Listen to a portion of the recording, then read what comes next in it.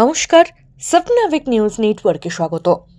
পৌষের হাড় কাঁপানো ঠান্ডা পেরোনোর পর অবশেষে মাঘের শুরুতে হাওয়া বদলের পূর্বাভাস।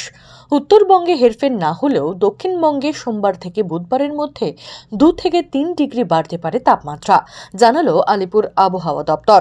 আর এই আবহাওয়ার পরিবর্তনের পেছনে কাজ করছে পশ্চিমী ঝঞ্ঝা।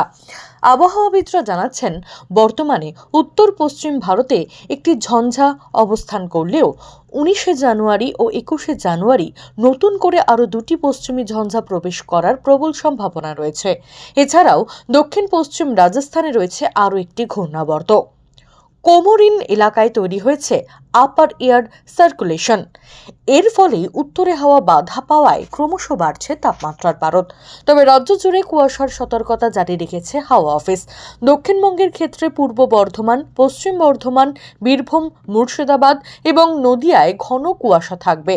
এছাড়া উত্তরবঙ্গের দার্জিলিং, জলপাইগুড়ি, উত্তর দিনাজপুর, দক্ষিণ দিনাজপুর, মালদহ এবং কোচবিহারে রয়েছে ঘন কুয়াশার সতর্কতা। এই সমস্ত জেলায় কুয়াশার কারণে দৃশ্যমানতা নেমে যেতে পারে 50 মিটার পর্যন্ত। সামনের শুক্রবার বসন্ত পঞ্চমী, সরস্বতী পুজোয় ঠান্ডা বেশ খানিকটা কমে যাবে বলে মনে করছে আবহাওয়াবিদরা। পিয়ালি দত্ত, স্বপ্নাভিক নিউজ, কলকাতা। সমস্ত খবরের আপডেট পেতে লাইক করে সাবস্ক্রাইব করুন স্বপ্নাভিক নিউজ। সেই সঙ্গে বেল বাটন প্রেস করতে ভুলবেন না।